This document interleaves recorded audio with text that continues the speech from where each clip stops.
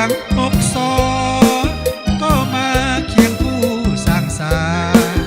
สวยกันตัวแปลงเดินหน้าให้สมกับว่าเป็นบ้านปอดกะดี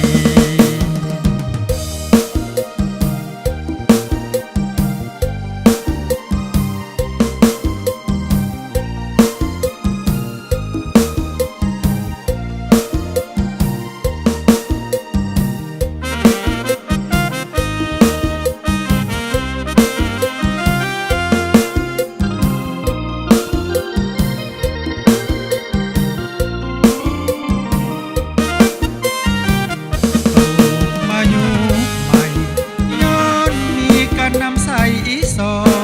งร่วมกันปองดองห่วงส่วนลาวสาวบ้านน้องปีวัดวางามเด่นเห็นเป็นจริงวัฒนธรรมงามยิ่งเพียบพร้อมทุกสิ่งน้องติงนี้นาย้อนพับนำพานายบ้านสร้างสาภาษาห่วมใจมีชื่อลือนามตามเก่าขานบ้านสามสร้างพัฒนาอีกทั้ง6 ศ.ก็มาเคียงผู้สร้างสรรค์